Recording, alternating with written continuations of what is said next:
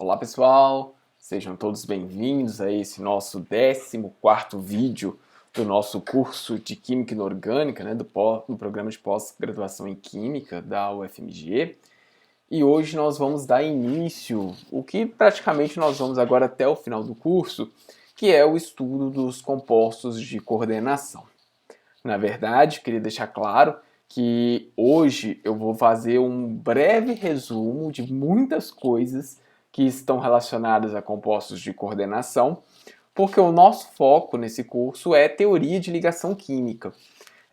Então eu não vou entrar em muitos detalhes. Se fosse um curso com foco maior em compostos de coordenação, eu gastaria vários videozinhos explicando cada um desses detalhes, mas não é o foco aqui. O foco aqui é teoria de ligação para explicar esses compostos de coordenação. Então, eu vou pular um pouquinho rápido, fazer um breve resumo hoje, ok? Bom, para hoje eu escolhi essa caneca aqui, uma das mais lindas que eu tenho também, lá da Universidade de Stanford. Eu tive a oportunidade de ir lá uns 3, 4 anos atrás, num projeto de pesquisa que eu faço parte. Eu fui lá conversar com um geoquímico famoso, de um projeto que a gente tinha colaboração, trabalho bem legal, até o artigo saiu não tem tanto tempo assim. É um lugar legal demais, assim, conheci o Vale do Silício, literalmente, Palo Alto, Menlo Park, cidades muito interessantes. A gente vê o tanto que a gente é pobre, mas enfim, fazer o que, né, gente? Bom, chega de conversa, chega de história, vamos começar a nossa aula agora. Bom, então na nossa última aula, nas nossas duas últimas aulas, na verdade, nós estávamos falando de ácidos e bases de Lewis. E aqui eu tenho vários exemplos, de reações ácido-base. Então, por exemplo, essa reação aqui, a primeira, você tem o íon fluoreto doando um par de elétrons, então o íon fluoreto é a sua base de Lewis, doando um par de elétrons aqui para esse composto de antimônio, o antimônio aqui está atuando como ácido de Lewis e formando esse hexafluoreto de antimônio. De forma semelhante, você vai ter essa amina aqui doando um par de elétrons para o ácido de Lewis, que no caso é esse composto de alumínio, para formar esse adulto aqui. E o par de elétrons do composto de fósforo aqui está sendo doado para o íon H+, para formar esse pH4+. Dentre essa classe de compostos de reações ácido-base de Lewis, uma muito importante para a gente é a reação de formação de complexos, que é essa última que eu tenho aqui, onde o íon cromo 3+ é o ácido de Lewis e que está recebendo aqui pares de elétrons de 6 moléculas de amônia para formar o hexamim cromo 3. Bom, isso aqui é basicamente o foco que a gente vai estudar a partir de agora. Então, a nossa aula hoje vai ser um breve resumo, como eu comentei, sobre compostos de coordenação. Em breve eu vou ter mais vídeos sobre isso, não é para esse curso, é para um outro curso que eu estou dando, e aí vai ter uma discussão mais completa. Como aqui a gente não tem tempo, porque a gente tem focos em coisas que são que lá eu não vou ter que focar, organometálicos e catálises, aqui é bem resumido, mas assim que eu tiver o material de lá, eu coloco para vocês aqui, caso vocês tenham interesse. Bom, então o que é um composto de coordenação, Aqui eu trago para vocês dois exemplos. Aqui eu tenho esse tetracarbonil níquel 0, que é esse composto aqui. Você tem aqui um níquel na forma atômica, tá? Níquel 0, coordenado a 4 moléculas de CO. E aqui um outro caso, Esse cloreto de hexamin cobalto 3, onde eu tenho aqui o íon cobalto 3+, coordenado a 6 moléculas de amônia, e essa espécie aqui é o íon complexo, e o composto, tem que ter carga zero, é neutralizado por 3 íons cloretos. Então, basicamente, eu vou ter aqui um átomo ou um íon, e esse átomo ou íon ele vai estar coordenado a um ligante. E esse ligante, ele está doando um par de elétrons. Ele não é uma doação no sentido transferência, tá, gente? É uma doação no sentido ácido base de Lewis mesmo. Ele vai doar esse parzinho de elétrons para o meu composto. Então, observe, nos dois casos aqui, o meu ligante é uma espécie que tem um par de elétrons disponível para poder fazer essa ligação. O ligante, gente, necessariamente tem que ser uma espécie de existência independente. O que isso quer dizer? Quer dizer que, por exemplo, o átomo de hidrogênio, ele não é um ligante. Por quê? Porque não existe o átomo de hidrogênio isolado. O que existe é o íon hidreto. Então, o íon hidreto é um ligante. E assim vai. Então, tem que ser uma espécie que existe. Então, de forma geral, a gente pode falar que um composto de coordenação, né, um complexo, ele é o produto de uma reação entre um ácido e uma base de Lewis. Apenas como curiosidade, tá, gente? Porque a gente vai focar aqui nos compostos de metais de transição, mas não é todos os elementos, né, da família D que são considerados elementos de transição. Na verdade, faz-se necessário que você tenha a camada D semi-preenchida. Então existe uma diferença entre elementos do bloco D e elementos de transição. Por exemplo, zinco, cobre+, seriam exemplos de que não são elementos de transição, seriam do bloco D. Por quê? Porque eles têm a camada D totalmente preenchida. E para ser elementos de transição tem que ter a camada D não totalmente preenchida, ou semi-preenchida. Então existe uma diferença, tá? Por que isso? Porque a grande maioria das propriedades que realmente interessam em compostos de coordenação estão relacionados ao fato desses esses orbitais semi-preenchidos. Por isso que tem essa distinção. Mas aqui é meramente didática, para nós não faz tanta importância. Bom, por que compostos de coordenação eles são tão interessantes? Porque você tem uma série de propriedades que é difícil encontrar em outros compostos. Então, por exemplo, você tem uma grande variedade estrutural. Nós vamos ver que existem compostos de coordenação com inúmeras possíveis geometrias. Isso vai depender do tamanho do átomo central, que varia bastante. Vai depender dos efeitos espaciais do meu ligante, se o meu ligante ele é pequeno, se ele é volumoso. Vai depender de efeitos eletrônicos, né? Para quem se lembrar aí da TCC, nós vamos ver isso, né? Mas elementos com configuração eletrônica D8, por exemplo, se vocês se recordam, elas tendem a formar complexos quadrático planos, enquanto os complexos de configuração eletrônica D10 preferem ficar tetraédricos ao invés de octaédricos. Compostos de coordenação, a maior parte deles são coloridos. Isso é devido às suas propriedades eletrônicas. Por que disso? Nós vamos ver um pouquinho mais para frente, mas está relacionado às transições que acontecem entre os orbitais Ds. Além disso, eles vão ter propriedades magnéticas muito interessantes. Nem todo composto de transição é diamagnético, ou seja, ele vai ter elétrons, vai ter todos os seus elétrons emparelhados. Pelo contrário, eu tenho uma gama de compostos de coordenação que vão ser paramagnéticos, quer dizer, tem elétrons desemparelhados. E aí você tem uma gama de aplicações muito interessantes, como por exemplo, em catálise homogênea, nós vamos ver isso um pouco mais à frente no nosso curso, onde você vai ter compostos do tipo organometálicos, principalmente, sendo muito utilizados. Em bioinorgânica e em materiais. Aqui eu trouxe dois exemplos de aplicações em bioinorgânica que são muito interessantes.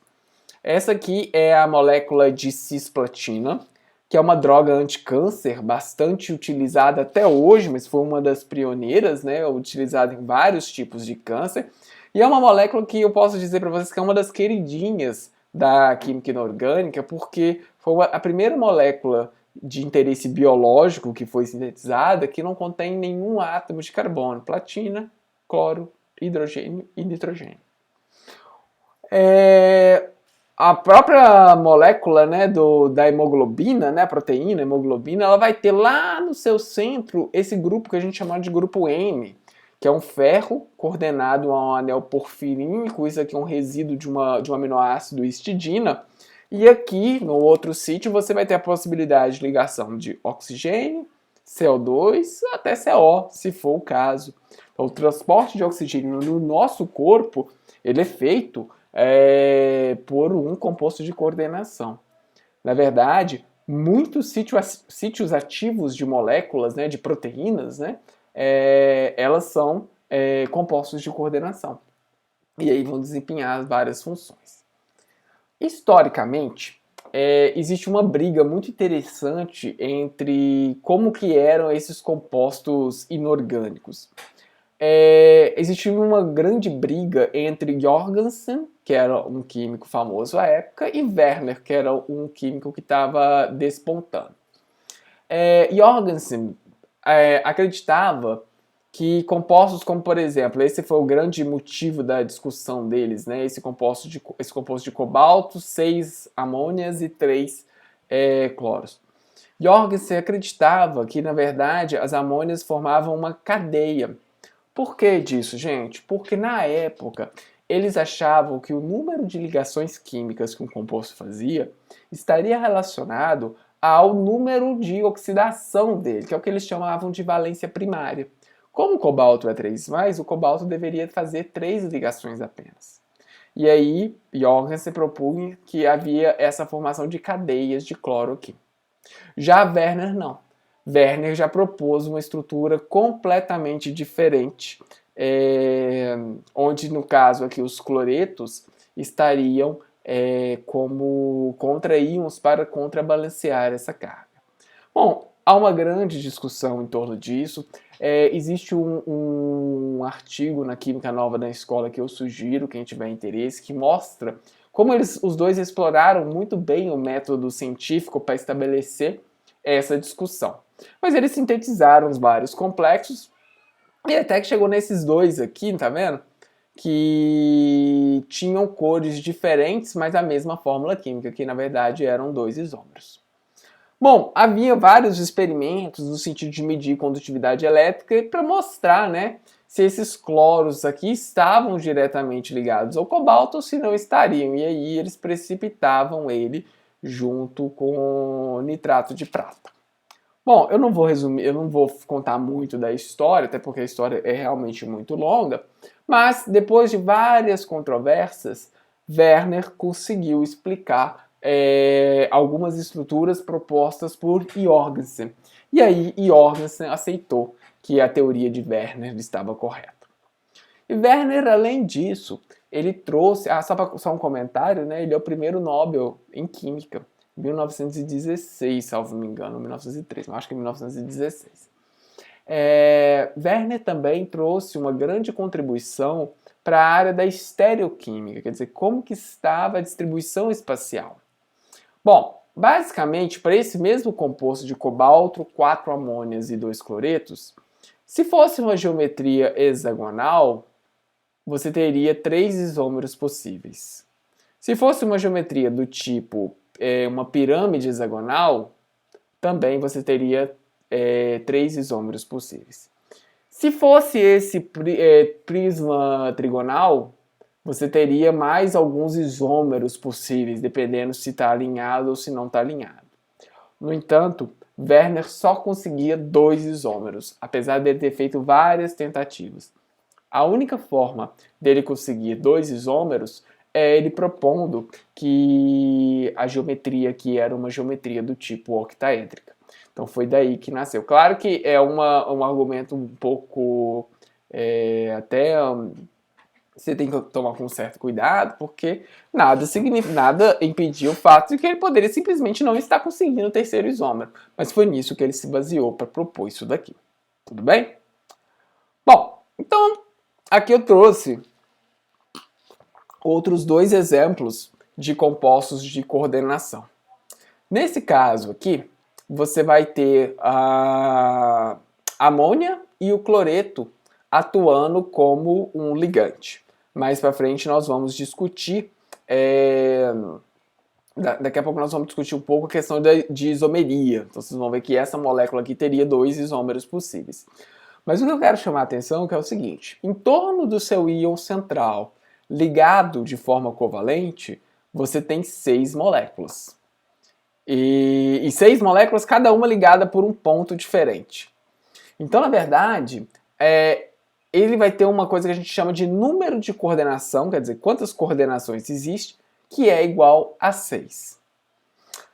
Esse outro composto aqui, ao invés de moléculas de amônia, eu tenho uma molécula de etileno diamino, que é essa molécula aqui. E essa molécula é interessante porque ela tem 2 átomos de nitrogênio. E esses átomos de nitrogênio podem se coordenar. Então agora eu só tenho 4 moléculas. São 4 ligantes, desculpa, né? São 2 etileno-diamina e 2 cloretos. No entanto, a etileno-diamina é um que a gente chama de bidentado. Ele liga dando 2 mordidas, vamos dizer assim. Então, o número de coordenação continua sendo 6, porque o que conta é o número de coordenações que eu vou ter aqui, não o número de moléculas. Bom, uma forma que eu tenho de saber se o meu complexo ele vai ser estável ou não estável é avaliando a constante de formação. A constante de formação, quanto maior ela for, mais estável vai ser o meu composto. Então aqui só para vocês terem uma ideia, a formação do hexaamin níquel 2. Quando você coloca lá um sal de níquel em água, gente, o níquel 2+, ele não vai ficar em água peladão lá. Ele vai formar um complexo com as moléculas de água, que são as moléculas mais abundantes. Então quando a amônia vai reagir com o níquel, o que ele faz na verdade é deslocar as moléculas de água. Então observe, sai a molécula de água, a amônia se coordena, certo? E as moléculas de água são liberadas. Isso aqui tem uma constante de formação da ordem de 10 a 8. Significa que a amônia, então, troca com a molécula de água. Isso é um experimento bem legal de você fazer, porque ele vai mudar de cor, você vai conseguir observar. Geralmente a gente faz isso nos cursos de graduação experimentais. Já quando eu pego a molécula, o níquel em água, né, esse composto aqui na presença de água, e adiciono etileno-diamina, o que acontece? A etileno-diamina também é capaz de deslocar as moléculas de água. Olha a constante de formação, é da ordem de 10 a 18. Então esse complexo aqui de etileno-diamina vai ser mais estável, inclusive, do que esse complexo de amônia. Então se eu tiver o complexo de amônia, e colocar etileno-diamina, a gente faz isso experimentalmente também, pingar umas gotinhas de etileno-diamina, o que eu observo? A etileno-diamina vai deslocar as moléculas de amônia, com uma constante de equilíbrio aqui da ordem de 10 a 9. Tá bem? O complexo de água, olha só, nós vamos ter aqui 6 ligantes. A molécula de amônia também são 6 ligantes. Quando eu coloco o etileno-diamina, como o etileno-diamina ele é bidentado, eu vou trocar, então 6 agora viraram 3, mas o número de coordenação se mantém. Aqui é um outro ligante que é chamado dietileno-triamina, tá vendo? Ele tem 3 grupos de nitrogênio e ele vai ser um ligante do tipo tridentado. Daqui a pouco nós vamos falar um pouco que a ligação aqui vai ser mais forte do que essa. Bom, então as constantes de formação são avaliadas através desse equilíbrio e basicamente o que ela vai indicar é a força da ligação. Quanto maior, mais forte vai ser essa ligação, mais estável vai ser o seu complexo. O oposto, né, o inverso da minha constante de formação é a minha constante de dissociação. Então, se você quer produzir um determinado complexo, o que você quer? Você quer uma constante de formação grande, uma constante de dissociação extremamente baixa. Significa que aquele seu composto ele vai existir por muito tempo. Bom, as constantes de formação vai depender basicamente do seu centro metálico, vai depender do seu ligante. E a gente consegue até fazer uma correlação de algumas coisas. Então, só para a gente relembrar aqui, ó. Olha aqui o composto de... Deixa eu ver aqui. Vamos pegar aqui o meu composto de... Estou aqui olhando magnésio e estou olhando cálcio, por exemplo, né? Pode ser magnésio e cálcio. O que eu observo nesse caso aqui? Eu observo que está havendo uma diminuição da minha constante de formação. Faz sentido? Bom, para explicar, gente, tem muitas coisas envolvidas, mas a gente pode recorrer a uma teoria que a gente acabou de ver. O magnésio ele está um pouco mais acima na tabela periódica do que o cálcio. e ele está se coordenando ao nitrogênio, que é o primeiro da coluna dele. Então o nitrogênio é uma base dura, e ela vai se ligar mais fortemente a um ácido duro. Então a constante de formação a gente consegue observar aqui. Claro que vai ter exceções, tá, gente? Depois as pessoas têm que tomar cuidado, que depois que a gente aprende ácido, base, duro e massa, a gente fica querendo explicar tudo com base nisso. Nem, isso não explica tudo, não. Mas dá para ter uma ideia. Sim. Essas constantes, normalmente, elas variam em várias ordens de magnitude. Então, tá vendo? Aqui tá 10 a menos 1, 10 a 5, 10 a 8. Então, é muito comum você encontrar as informações de constante de formação em escala logarítmica, que é uma escala de você diminuir esses números aí. Bom, é claro que quando você vai formar um complexo, os seus ligantes não entram todos de uma vez. Não é que você coloca uma espécie lá em água, aí vem as 6 moléculas de amônio de uma vez e forma o seu composto. Não é isso que acontece. Na verdade, as moléculas de amônia vão entrando uma a uma. Então você pode escrever as constantes parciais. Por exemplo, aqui, ó, aqui já entrou um ligante, vai entrar o segundo. Então esse aqui é a constante de formação 2, que também aparece, né, o pessoal da química analítica é até mais familiarizado do que eu com isso, seria o beta 2, né?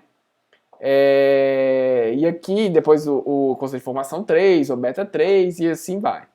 Então, a constante global é o produto de todas essas constantes. E muitas vezes ela aparece na forma de um log de beta. Então, quem trabalha com química analítica se deparar com esse log de beta, esse beta é o produto, né, de todas as possíveis adições sucessivas de ligantes que eu vou ter no meu complexo. É a constante de formação do complexo, basicamente. Bom, claro que cada adição sucessiva ela vai ser menor do que a anterior. As constantes, a tendência delas é irem diminuindo. Se tiver uma mudança muito brusca de constante, é sinal de que alguma coisa está acontecendo. Pode ser efeito Ian-Teller, que nós vamos ver um pouco mais para frente.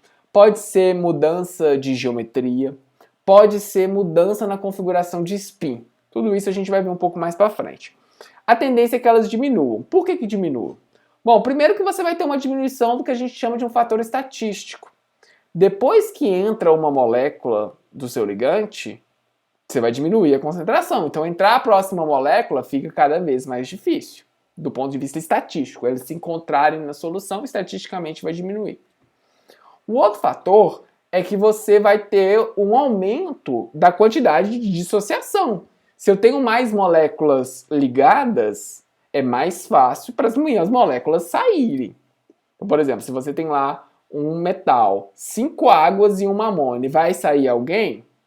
Você tem uma chance em 6 de sair amônia. Agora, se está 3 e 3, você tem uma chance de metade de sair amônia. Então, você vai ter um aumento aí desse critério de dissociação. Bom, esses ligantes que eu comentei com vocês, que tem mais de um ponto de coordenação, eles são extremamente importantes na química de coordenação por causa de uma coisa que é chamada de efeito quelato. Na verdade, a constante de formação desses compostos que formam, né, aquele anel que eu mostrei no caso anterior, é muito maior do que quando não acontece. E isso vai dar várias aplicações. Então, eles vão ter aplicações em medicina. Existe uma doença que causa acúmulo de cálcio na córnea da pessoa. Então, você vai lá e usa um colírio que tenha EDTA, que é um ligante quelato muito bom. Ele vai sequestrar esse cálcio aí e ele vai embora. É muito usado na indústria têxtil também.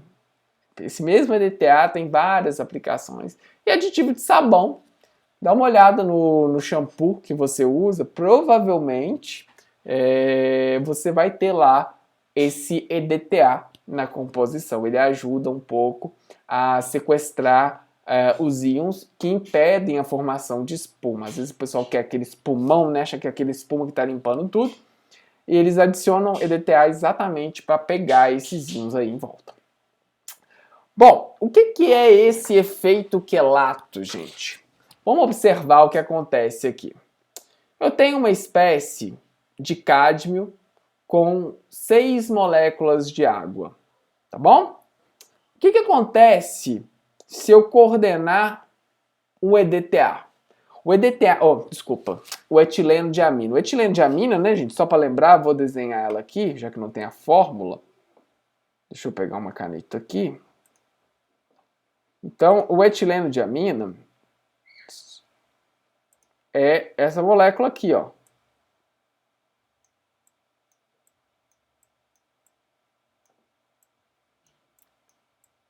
Desculpa a letra feia, mas é isso aqui, né?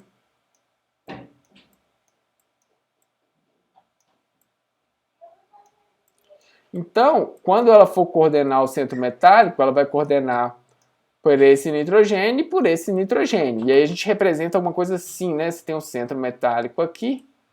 Vou colocar aqui octaédrico, que é uma geometria mais comum pra gente, tá? A gente costuma representar ela assim, ó. Onde essa parte aqui indica que é esse CH2 e CH2 aqui. Bom, o que acontece aqui, gente?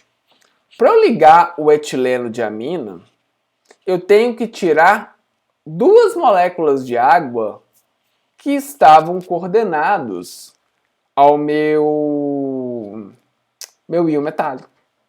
Então eu estou trocando uma molécula que estava na minha solução e liberando 2 moléculas para essa solução. Estou trocando uma por 2. Então, o que acontece? A desordem na minha solução, que é dada por um fator, né, todo mundo aqui já conhece, chamado de entropia, ela vai aumentar. Agora, olha o que acontece quando eu faço a mesma coisa para amônia.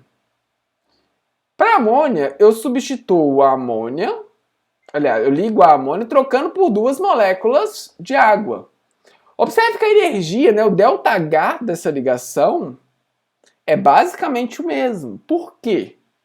Porque são 2 ligações cádmio-nitrogênio, tanto no caso do etileno de amina quanto no caso da amônia. Então as variações deverão ser pequenas. Mas olha a entropia. A entropia que é negativa, quer dizer, o sistema fica mais ordenado quando eu libero as moléculas de água trocando por amônia. Então, o que acontece, esse efeito quelato, né, as espécies vão ser mais estáveis. Por quê? Porque eu tenho aqui um aumento da entropia do meu sistema. Claro, né, gente, que existe meio que um número mágico aqui, tá? Por exemplo, aqui, ó, eu tenho 1, 2, vão ser 3, 4, 5. Eu estou formando um anel de 5 membros. Se vocês se lembrarem lá da química orgânica de vocês, anéis de 5 membros são relativamente mais estáveis por causa dos ângulos de ligação. Então o anel de 5 membros está ok, é bom. Bom, se você tiver ainda a deslocalização eletrônica quando você formar, né, aí que vai ficar mais estável mesmo. É o que acontece com esse ligante acetilacetonato, né? Aqui ele está coordenado, esse centro metálico, mas o ligante é isso aqui. E aí, quando ele se coordena, olha só, você vai ter a formação de um anel de 6 membros com elétrons completamente deslocalizados. Aí que é estável mesmo. E no caso da etileno de amina, né, gente, que eu comentei com vocês, olha só. Ela vai ser uma molécula que ela vai conseguir se ligar por 1, 2, 3, 4, 5, 6 pontos de coordenação. Então, se você colocar um íon para coordenar com o EDTA, um EDTA coordena com o íon e libera 6 moléculas do seu solvente. Ok? Então é extremamente favorável. Tudo bem, gente? Então, moral da história. Esse efeito chamado de efeito quelato, né? Quer dizer, quando eu tenho ligantes bi, tri, hexadentados, eu formo complexos muito mais estáveis do que se eu tivesse apenas ligantes monodentados. ele é de natureza entrópica. Quer dizer, é o aumento da desordem da minha solução. Não é porque eu formo ligações químicas mais fortes, não. É porque o meu sistema vai ficar cada vez mais desordenado. Essa é a ideia. Bom, para a gente terminar, existe ainda um outro efeito muito importante que é chamado de efeito macrocíclico. Ele segue a mesma linha do efeito quelato, quer dizer, você vai ter uma molécula, essa molécula tem diversos pontos de coordenação e ela vai se coordenar ao íon metálico. Quando ela faz isso, as moléculas do solvente que estiverem coordenadas ao íon metálico são liberados. E tem vários ligantes desse jeito. Por exemplo, aqui estão os que a gente chama de éter de coroa. Tá vendo que eles têm oxigênios aqui? São éteres, mas são éteres cíclicos. Você tem aqui as porfirinas. Você tem grupos de pesquisas dedicados à pesquisa envolvendo porfirinas. E compostos derivados, né, tipo porfirinas, que aí vão formar complexos muito estáveis. Qual a diferença do efeito quelato para o efeito macrocíclico? No efeito quelato, o meu ligante ele tem que se deformar para que os pontos de coordenação fiquem na geometria ideal para se ligar ao íon metálico. Isso gera um gasto de energia, isso é, de certo modo, problemático. Já no efeito macrocíclico, os meus sítios de coordenação eles já estão em uma determinada posição. E ela é rígida devido à estrutura do meu anel. Então aqui a ligação, né, esse gasto energético para a molécula ir para a conformação não existe. Por isso que os compostos macrocíclicos são mais estáveis ainda do que os meus compostos quelatos. Bom, como eu comentei com vocês, era um grande resumo do que a gente tem para falar de compostos de coordenação. Para quem tiver mais curiosidade, eu posso disponibilizar mais vídeos do curso de graduação que eu estou dando também, não é problema nenhum. Mas para nós aqui eu acho que é basicamente isso que a gente precisa saber. Tudo bem? Bom, mais para frente, ainda vou falar um pouquinho ainda de nomenclatura desses compostos de coordenação, vou falar bastante ainda de isomeria desses compostos de coordenação e aí nós vamos entrar nas teorias de ligação. Espero que vocês tenham gostado. Eu volto em breve então com mais um vídeo, tá bom? Tchau, gente. Forte abraço. Tchau, tchau.